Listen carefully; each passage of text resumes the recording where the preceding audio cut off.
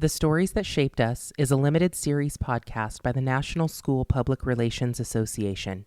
Produced in celebration of NSPRA's 90th anniversary, these voices, these stories seek to honor the legacy of NSPRA and explore the evolving role of school communicators and the future of the profession.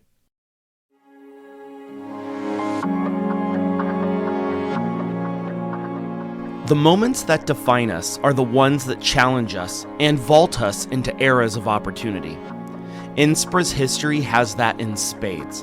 And like any great moments, they're rooted in the efforts of great collaborative minds from the field of school communications. And now, 90 years later, the association is continuing to chart a course with bold vision, carrying the banner of advocacy. But being bold isn't a new thing for NSPRA. Being bold has been a driving force since day one through each defining moment. This is the Stories That Shaped Us podcast.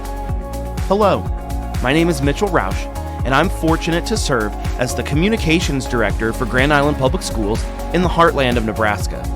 Now, I've been tapped by NSPRA as a fellow school PR pro to journey through this podcast adventure alongside influential voices in the industry and alongside you, our listeners.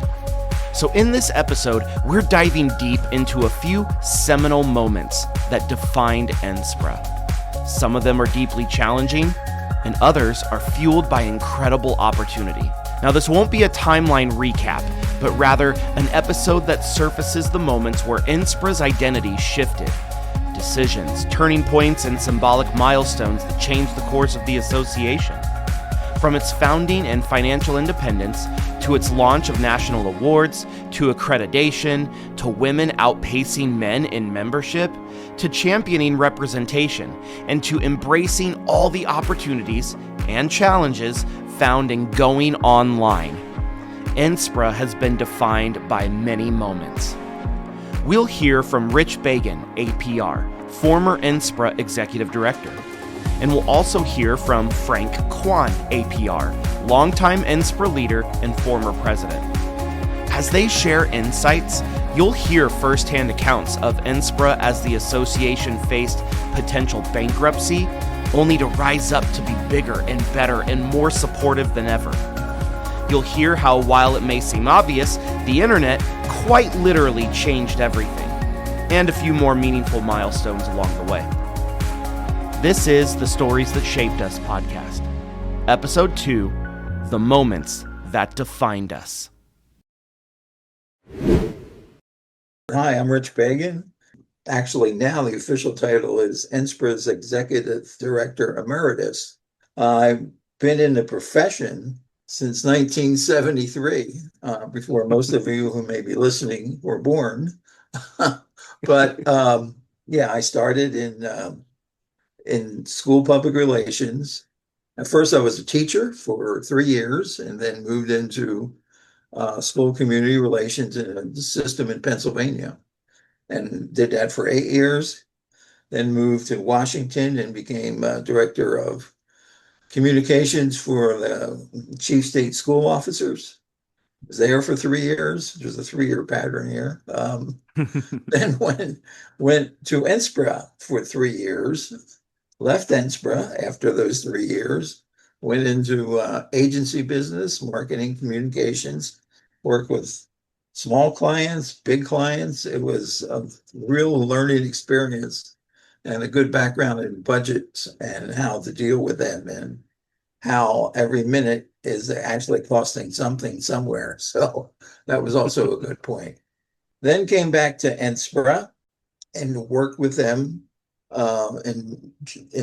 during the bleak period as a consultant during the time back when things were very bleak as far as finances were concerned. Rich Bagan, APR, is a leader who's at his best when facing a challenge. Ask anyone who's been an NSPRA member for a good period of time, and they'll tell you, we wouldn't be here as an association without Rich Bagan. And if you ask Rich about it, he'll be quick to list the names of numerous folks who've been the backbone of NSPRA over the years. Even still, Rich sat at the helm of NSPRA through many seminal moments. From facing potential association bankruptcy, Bagan unpacks how NSPRA went from $500,000 in debt to over $1 million in the bank by focusing on people and what school PR pros do best. But that's not all. Throughout his 20-plus years as executive director of NSPRA, Bagan was instrumental in embracing new technology. He helped establish key organizational partnerships at a national level, facilitated the adding of the APR accreditation process to the NSPRA organization, and so much more. Rich has seen a lot, and through it all, he's kept a good spirit about the important work of school communications. And he still appreciates it when someone asks a good question. Here's his story. At that point, the organization was actually bankrupt. It was $500,000 in debt. And there was like, okay, let's just tap, nobody would give you a loan. The only major asset we had was our members. And that, you can say, well, you're worth $200 to me, but in other words, there was no real money there. And so we just had to scrape and put everything together. So that was the bleak part. So, did that then until grew it, brought it back, blossomed. Then we had the pandemic. We had the recession in, 2008. So there were some ups and downs with that. But we did, overall, when we left, it was in March of 2021 was my last time. We had turned it around that we had a fund balance of 1.3 million. So we went from 500,000, $500,000 in the red to positive 1.3. So if you just look at numbers, we did a good job. When I heard there were 1,500 members at the seminar, our top was, I think, 1,000 or 1,011 or something like that.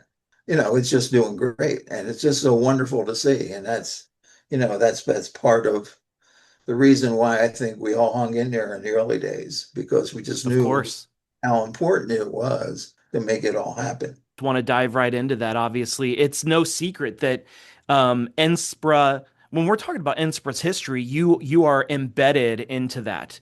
For so many good reasons, but as you mentioned, challenging ones as well too. I'd like for you, if you could, reflect for me for a little bit. What are two defining moments that you recall from your time as serving as the executive director of NSPRA? Yeah, it was hard for me to think about just two, because but the biggest one was whether we should stay open or close our doors. Yeah. I mean, it got to that point where we had the $500,000 debt. And so, what do you do with that? We had our auditor do an audit, obviously. And then we sat down. I say two other people were very important during this period. One was a woman named Ginny Ross, who had worked at NSPRA for many years. And she was still in the area and volunteered her time. Mm-hmm. And she knew the organization really well. And the other was Dr. Ken Muir. Ken was a past president, had retired from the Montgomery County Public Schools here in Maryland. It's the largest system in Maryland. I had a love for the organization, and so we were all here. So the three of us sat down with our auditor. His name was Ben Kendall. And we said, okay, we laid it all out and said, what are we going to do? The auditor's recommendation was to close. Wow. He said, I don't know how you're going to make it. I cannot see how you can make it. And he is. So you're sitting at the table with the auditor, and they review everything, and they say the best advice is to close, and you obviously chose not to do that. So what all goes into that? Well, stupidity probably. But he gave us he said he would recommend closing. The other one was to declare bankruptcy, which we didn't really want to do because it was a love of the organization and what we knew. See, we all had one foot in the past because we grew up with it that way, and then looking to the future and understanding what it can do. And by going bankrupt, that would have cleaned the debt a bit, but then we had to start over completely. And we weren't really ready to shove all that away. And number three was just to try to stick it out. And we decided to do that. Now, Ken Muir came up with a wonderful idea, but we just didn't know, a lot of ideas are great, but will they work? He offered to our creditors, the people who we owed $500,000 to, that we would pay them off in 20 months. We 5% of what we owed them would be given to them every month. And so after 20 months, it would be clear. If they wanted to charge interest for that, we would throw that into that. I think there were about, of that 500,000, I think there were like maybe 20 to 30 vendors that we owed that to. And all but one of them accepted that deal. Wow. And so we went through that. And then it was, all right, how do we make money? How do we do this? And so at that point, we had 3 staff members, myself, Tommy Jones, and Judy Cowan. And then we had Ken and Ginny, who volunteered their time. They were all volunteer all the way through. I didn't get paid. I took 3 months without getting paid. And I had family with 2 young boys, and it was, that was a struggle. My wife was working at the point, which obviously helped a lot. And, our major thrust at that point was, who are the decision makers to join NSPRA? Mhm. And so who writes the check, not only the business manager, but who gives the green light to say, okay, you can join, and why should they join? So we were aimed at superintendents. We did a lot of work force and looking at trying to entice and then hook superintendents to join the organization. Not only if it was their system, but then if they had a person, and to bring that person along. And that seemed to work really well. I mean, we did a lot with from a standpoint of advice and publications and programs for superintendents and their staff. And we got back a lot of good feedback from that. And some of them said, well, communication will either make or break my career. The super said that. True. Yeah, it's true. And so, we use that as almost like a banner kind of moment to say, when we're enticing others to come to join, yeah, that's important. And here's the kinds of things that you will be getting. Then we started out with some of the awards that we gave out to superintendents that we still can, like the Grossman Award, that is still going on today. We did Superintendents to Watch, which is still going on today. Highlighting those folks so that people realize how important it was. We did a little bit more work with AASA, although the NSPRA is doing a much better job at that right now. And and then we have to understand, we didn't have much marketing money whatsoever. Right. In order to build the organization back up. So it was more word of mouth and hoping that also chapters would take this thought of going after superintendents. Some of them did, some of them didn't work that way. We started something called the Communication Accountability Project, which was nicknamed CAP. And what that did was try to demonstrate how communication will help the organization either in any direction it wants to go. As silly as that sounds, every superintendent has where they think they want their organization to go.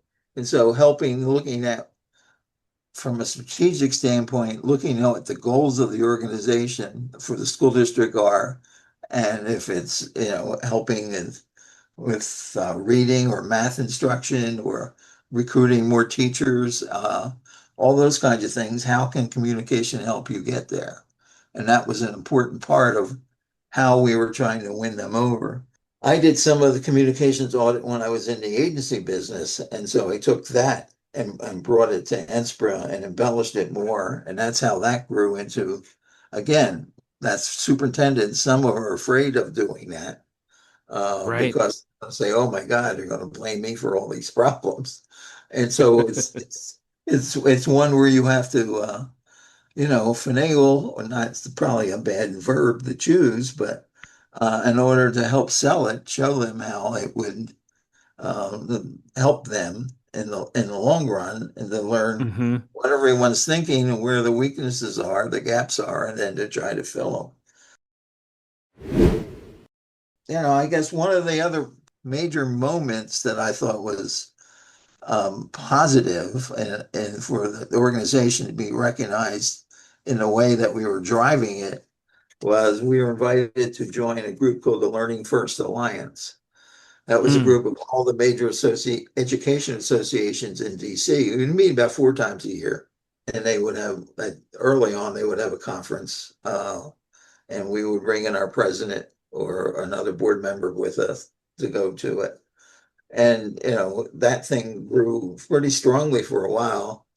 I later became chair of that just for a year, kind of rotate that. I think Barbara's now chair of it for this year. But that was a good moment for us that way. And then the other thing to help us get out of where we were, well, the Answer family really, I described it as, during that very bleak period, Yeah. like an old barn raising kind of situation, Hmm. where everything was burned down, and all of a sudden you got to build this up, and your neighbors come together and they help build it up. Well, the past presidents at that point met, and at a past president's house in Michigan, and tried to put together a plan. And one of them was they would volunteer their time to offer some workshops around the country. And so, some of the top people in the field ran sessions, and they paid their expenses, they paid everything. And then we would charge for people to attend. And that helped us, again, without us spending a lot of money, we were making money. And one of the nice things with the board, because the board had always, with the executive director and the board, like the superintendent with his or her board, it's just important that you can be on the same page, and are you willing to move together in certain directions. And we had that. And we had that to the point that if I said, okay, I try not to raise dues every year, even with the dire situation we were in, and so we would do it every second or third year, and I would come in and say, well, it's time for $5 more. And the board would discuss it, and they say, no, $10 more. And they would actually give us more than what we asked for, which was, really interesting. 2018, we started NSPRA Connect, which is still going on today. Yes, it They absolutely is. really wanted to do that because, in my heart, NSPRA is best for people who are newer to the field, because they not aware of everything, and where can I go for this information? Hmm. Well, and then you'll have something interactive where we were hoping that the vets would get into it and give answers, and they did, even from the very beginning. What's interesting to me hearing you unpack all of this is y'all obviously made the difficult decision to say we are going to bootstrap our way through this financial crisis, and we are going to make it. What is wonderful to hear, and I think also indicative of the NSPRA spirit, is so much of what you've mapped out here is focusing on the value that you bring, focusing on what you do well. And yeah, you targeted specific demographics of people, but so much of what you're mapping out here for us is just doubling down on, this is how we support the profession. This is how we make people better.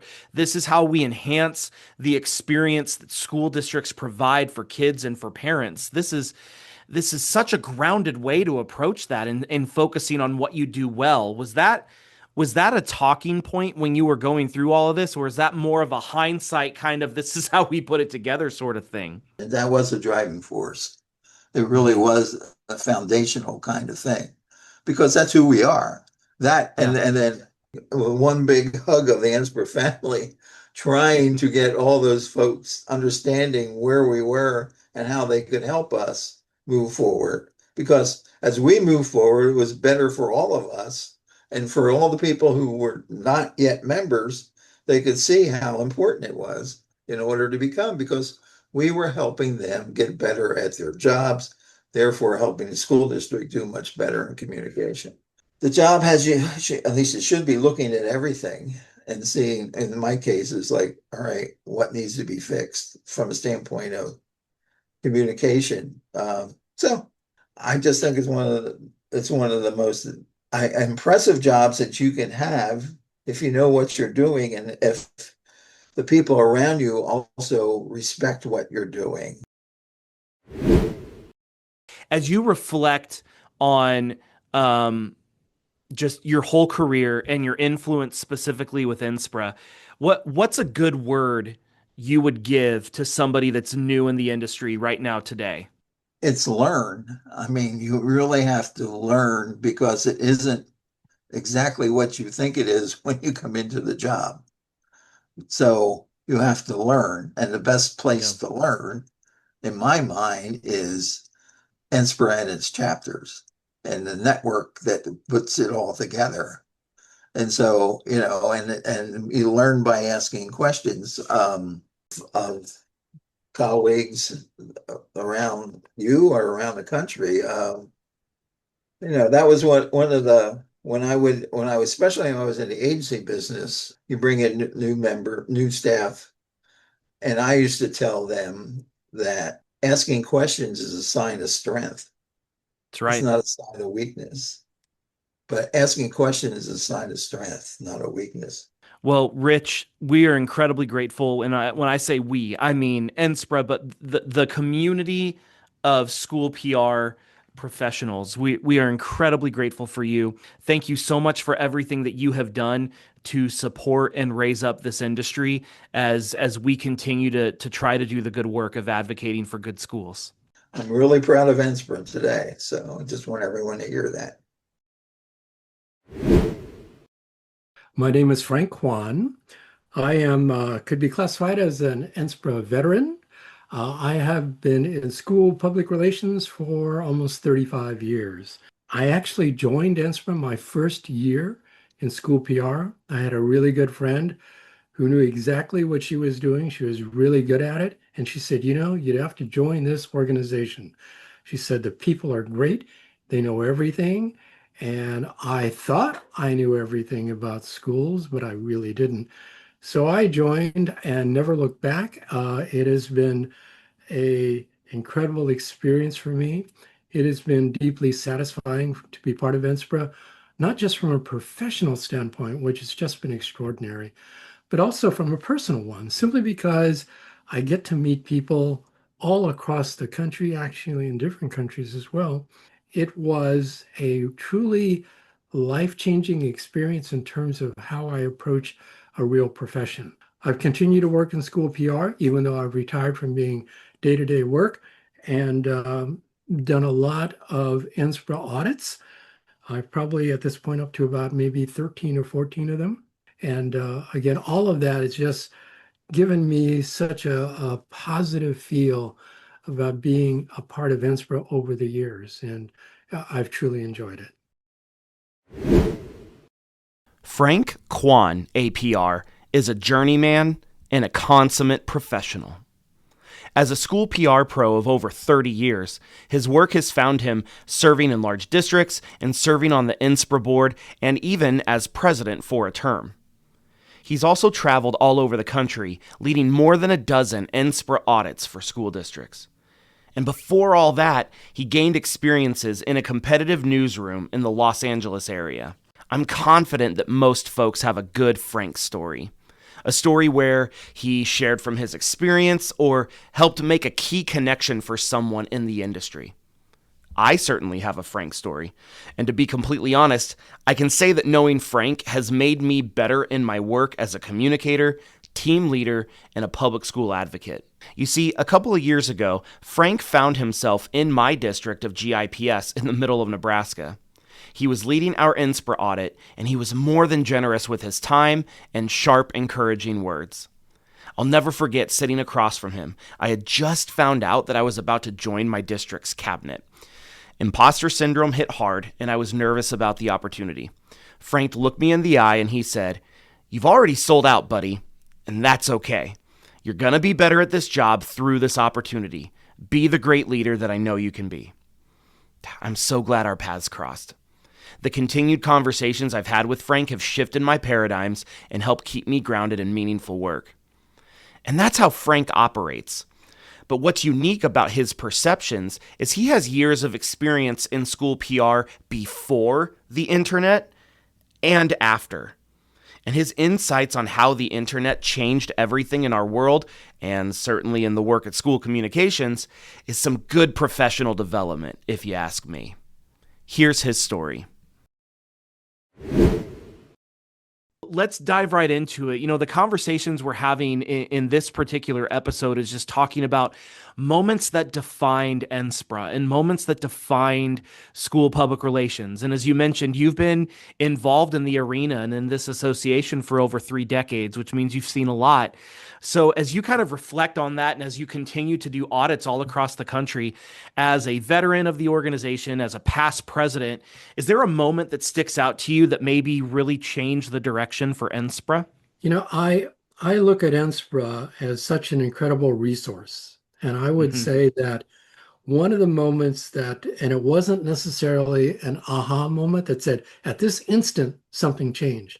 But I will tell you, one of the big milestones, I think, for all of us was because I've been part of school PR for so long, there was a time there was not an internet. Okay? Right. Not an internet.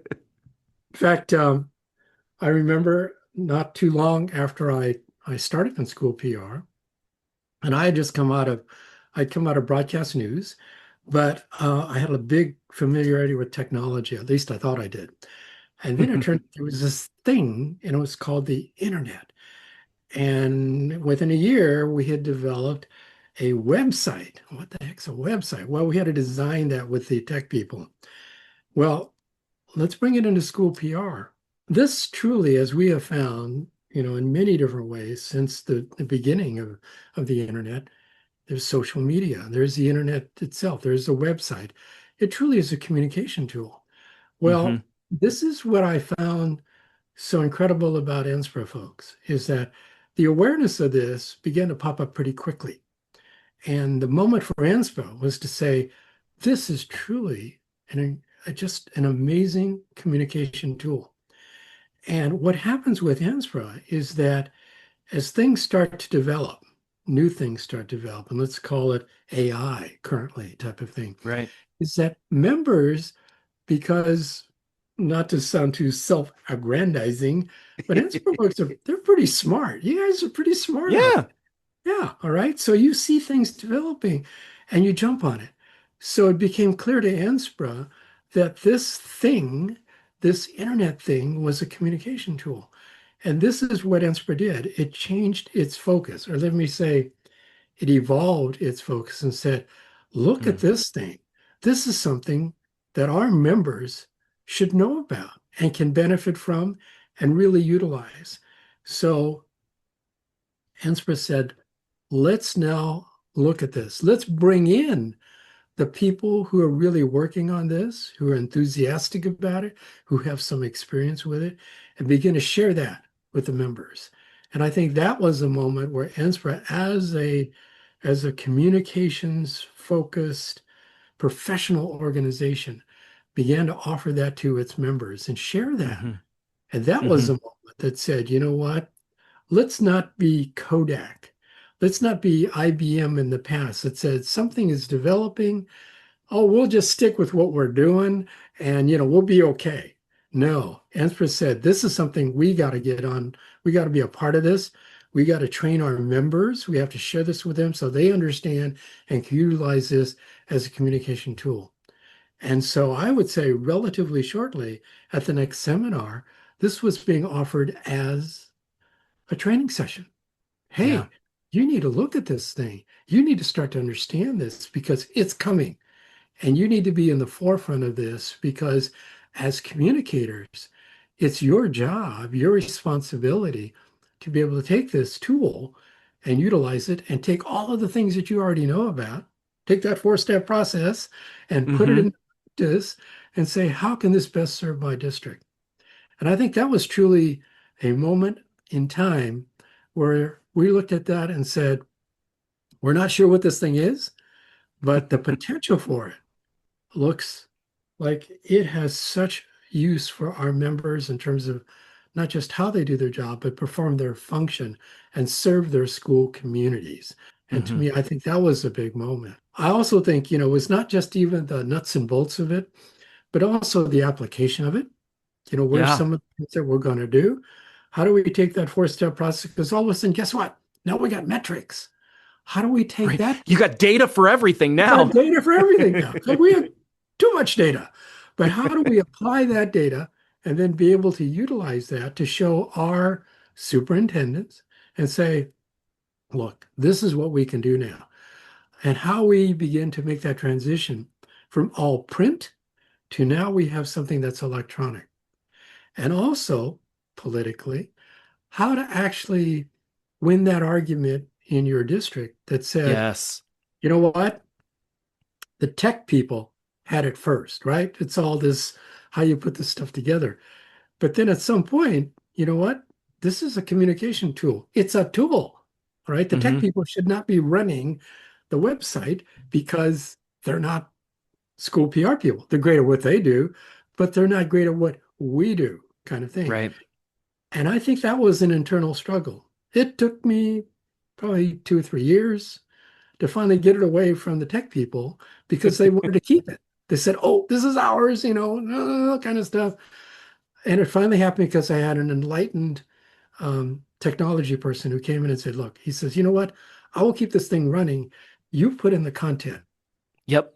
There it That's is. exactly how it should be. Again, NSPRA helped share that particular lesson.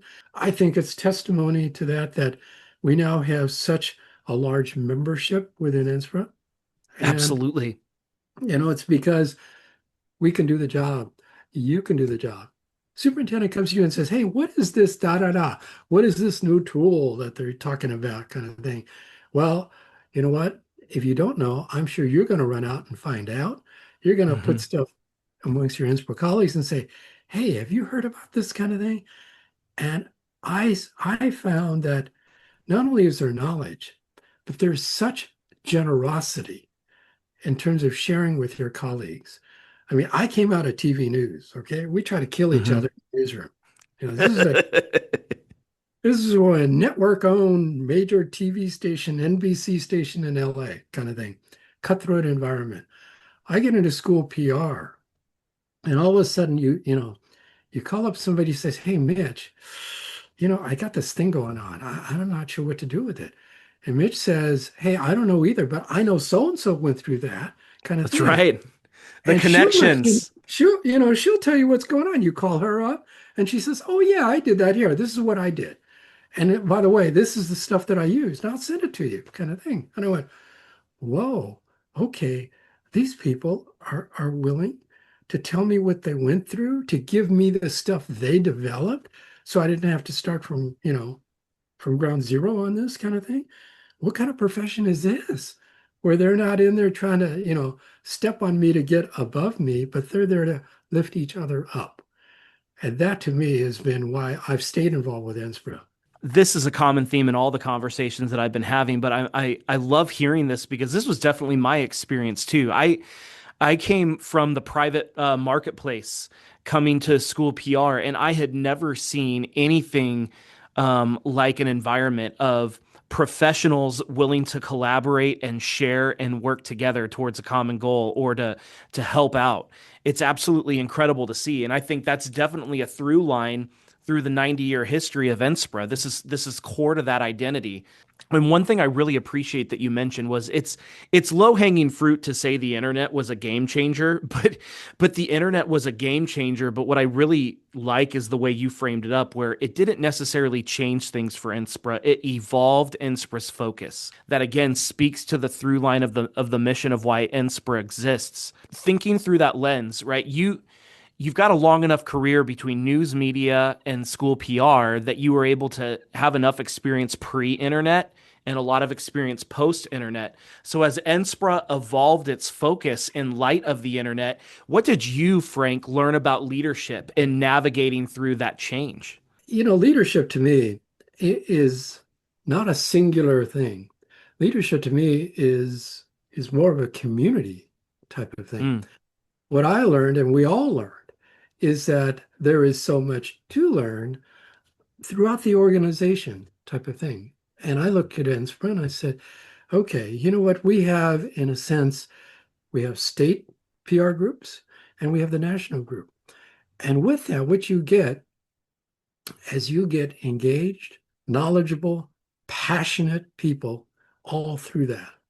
When I was the president, and I looked around, and when I've served on the Inspira board, the strength of Inspira is in its membership. That's yes. what leadership is. It's listening and learning from your own membership.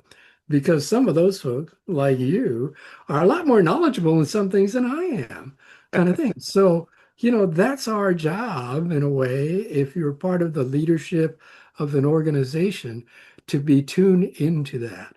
Then the next part is to say, fine, let's get behind it now, is to build that kind of unity of purpose so that when you're there and you can say, this trend is coming up, what are we going to do about it? How can we now take that trend, move it, and share it so it's to benefit the entire organization? That's the decision making that comes in.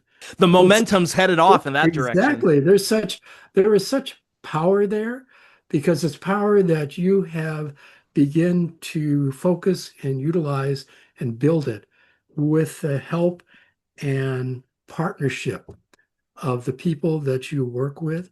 And I think that extends to the state presidents, it extends to the state boards.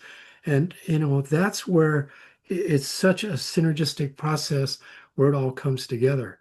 So your job, if you're the president or on the board or one of the quote in the leader positions, is to recognize that, focus that, shape that, so it's of the most benefit to all of the membership. And always keeping in mind, like you talked about, like when are we at our strongest? We're at our strongest when our membership feels connected and supported and empowered to be confident in what it is that they're doing, or to be confident in seeking out someone that can help them do what they're doing.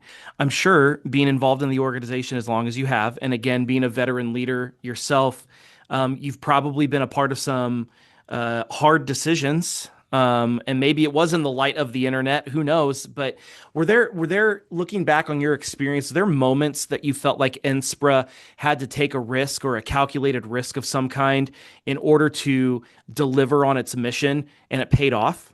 I think that it truly became a moment of clarity.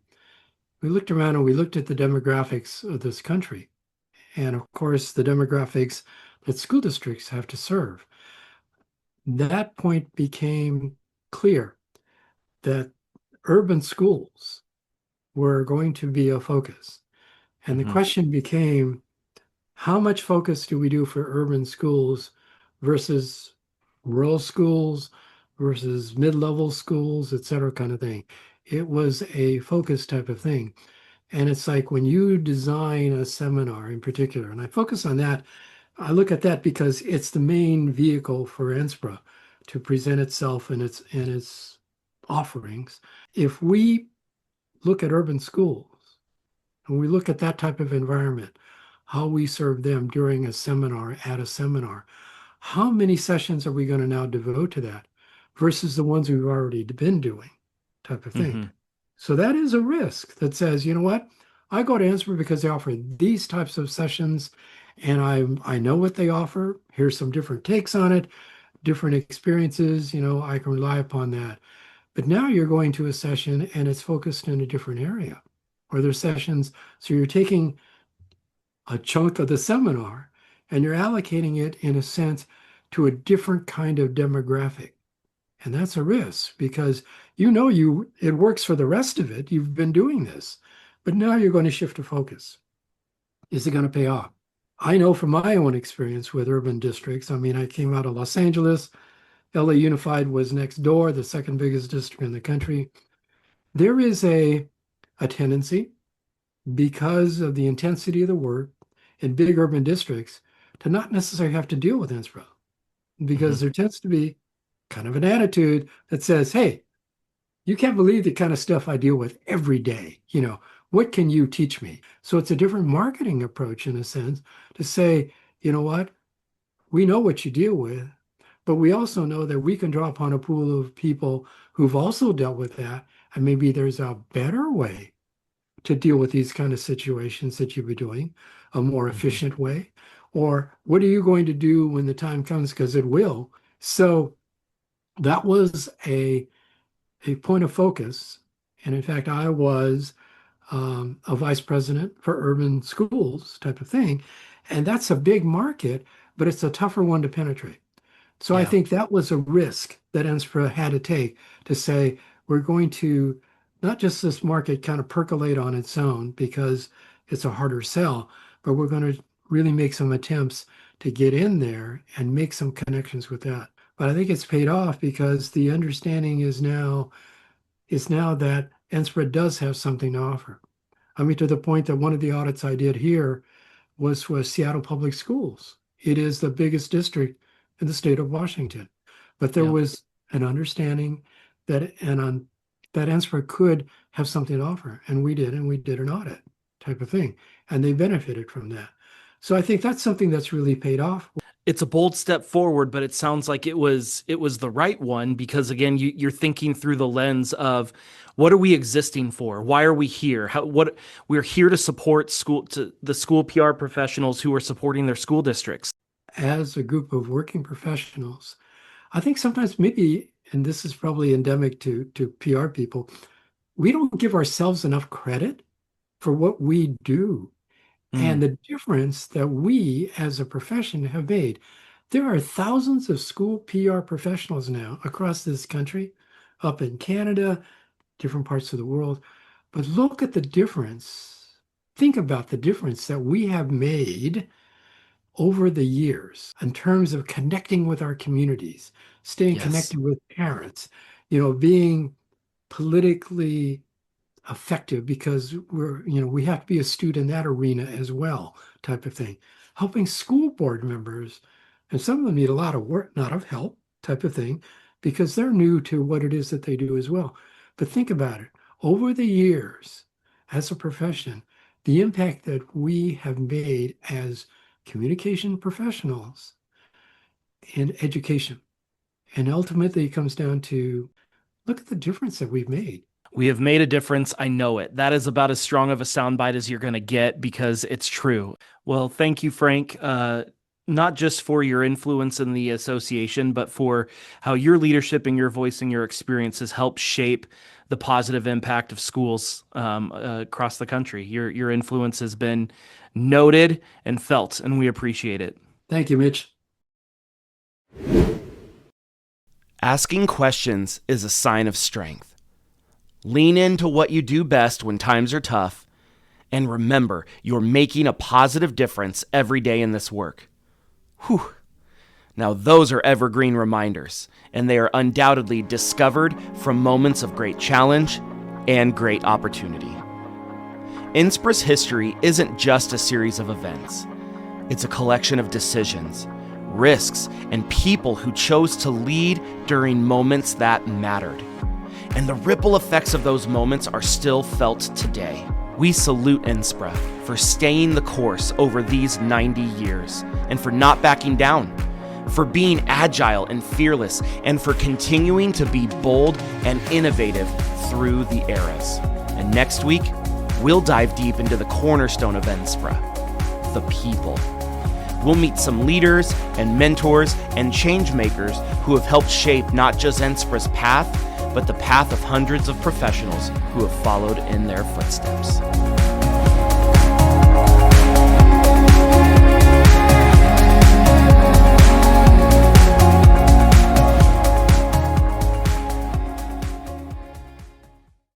The Stories That Shaped Us is a limited series podcast by the National School Public Relations Association, produced in celebration of NSPRA's 90th anniversary. Special thanks goes out to host and producer Mitchell Rausch, executive producer Sarah Laughlin, NSPRA Executive Director Barbara Hunter, APR, and you, our 2,900 plus NSPRA members. Be sure to visit nspra.org for membership information, professional development resources, and more. Thank you for listening to The Stories That Shaped Us.